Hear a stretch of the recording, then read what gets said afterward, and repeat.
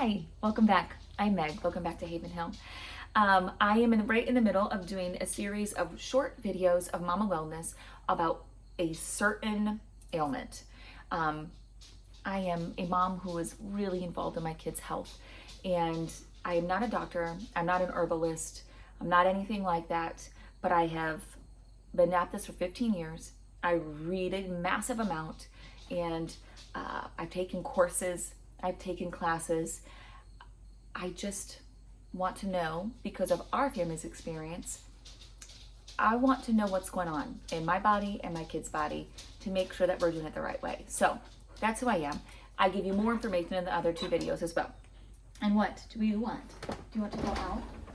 That is my dog, Irish. Okay, so let's talk about specifically ear infections. I think I get messaged or asked this question the most about ear infections. Let me close that door. Whether we know each other and do life together, like face to face or over on Instagram or even in this place, I get messaged about what to do about ear infections. I have not taken my kids to the doctor for ear infections in about 15 or so years. The only time I ever did is in the very beginning when I became a mom. I don't know what in the world I was doing. Our oldest is almost 20, so she's hardly had any in her life, and I don't even remember. Maybe I never even have treated them with antibiotics for ear infections. Oh no, I do remember one. Well, that was swimmer's ear. Anyway, it doesn't matter. So I'm going to talk to you about how we do ear infections every single time, whether it's for me, which I have had one once as an adult, or if it's for my kids for any age. I use, and this is for if we're only dealing with pretty much an ear infection. If there's a cold going on or something else, then I'll do things in addition to this. But if an ear infection is somehow involved, I am using this. This is called Maline, I don't know how you say it, Mullen Maline Oil, however you say it. And there's garlic in here. So I will show you, I purchased this. Let me actually show you here. I purchased this at an Amish grocery store, or actually maybe it was the Amish herbal store. I think it was their herbal supplement store. I purchased it there, but I also have purchased this right on Amazon. It's a different brand. Both have almost exactly the same ingredients and both work really well. So this is what I put in their ear. I take a few drops, I put it in, and then I grab a cotton ball. And I will take a cotton ball with lavender, usually lavender works just fine for my kids. You could use eucalyptus or tea tree as well. You'll probably want to dilute those because those are hot. But I really stick to lavender because I have all age range of kids, and my little ones, I don't want it to burn their skin at all. So I'll take lavender, and I will literally take it and just go all around their ear and around the back of their ear, and I'll just start pulling down so they can feel it. Not too much pressure, but enough that they're going to feel it. It might be sore, and I'll just take it and pull it down, put the oil in, and then I'll just have them lay on their side for just a few minutes till the oil gets way down in there, and I leave the cotton ball there so the oil doesn't spill out. That is what I do. If it's a really stubborn one and my child is older, like probably older than 3, and this has happened before, I will take tea tree, which is stronger than lavender, and I will do that same thing. Just rub it all around their ear, not on the inside, and just pull down their neck where all of that infection is. And that has been so helpful. Now, if the pain is so bad, which every once in a while it does happen, you always want to catch, anytime you're doing anything natural, you want to catch it on the front end. The sooner you catch it, usually the sooner any natural thing could potentially work. So you want to catch it on the front end, but if I have a little one and it's just like they're screaming and the pain is not going away, sometimes I will give them a small dose of Tylenol.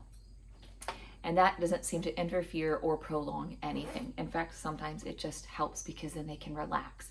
And then once that pain goes away, then I can really just start massaging down their neck with the lavender to try to pull infection down. So to get it to really like drain out of out of their system. So that is what I do with ear infections. I do know people that will use onions, and you can look up different videos or information about how to do onion and oil and all of that. But this has just always worked for us. So if it's not broke, I just don't try to fix it. I have just stuck with this. I pass this along to all of my friends, especially young mamas. And I know a lot of them have said that it has worked for them. One really quick thing that I do recommend, no matter what you're trying to do naturally, judge how it works the same way that you would with any other type of medicine. And what I mean by that is, if they say, if you were to go to a doctor and they give you an antibiotic and they say, you need to do this for a week to 10 days, usually within 24 to 48 hours, you're going to feel better or at least some relief. Keep that in your mind for something natural as well. You can't think, because I've had a lot of people that have told me, well, it didn't work. I'm like, well, how many times did you apply it? And they're like, once. I'm like, you wouldn't do that with any other medicine. So it's gonna take a little bit. Judge it the same way you would. Give it 24 to 48 hours to see if you feel any different. Or does your child feel any different? Is there any relief at all? And if there's just a tiny tinge of relief, keep going. Keep doing what you're doing. And that is my big recommendation, because I have talked to young moms often who say, well, it just didn't work after one thing. And I'm like, well, of course it's not going to work after one thing. It's not a miracle worker. This is medicine. Your oils, your homeopathy, your herbs, they're medicine. And the one thing I didn't mention about the ear oil, the reason I use this is because these are herbs in here. This has been made into an oil from herbs. I grow these herbs right in my garden. I can't wait, because as soon as my mullein is ready, which it should be next year, I just planted some this year. As soon as it's ready, I'll just go ahead and make my own oil. I have an entire medicinal garden that I'm pulling from.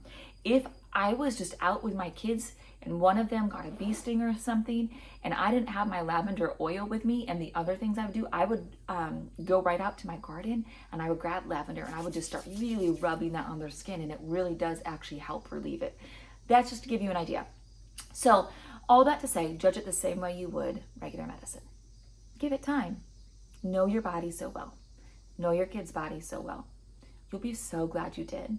And then when you know them so well, you know the threshold of, okay, it's time to go to the doctor now. So anyway, hope that's helpful. Anything that you do that has worked for you with ear infections, leave it in the comments. I would love to read about it. And I love what happens in the comments when we can have these conversations and learn from each other. So, okay, until next time, like, subscribe, all the things.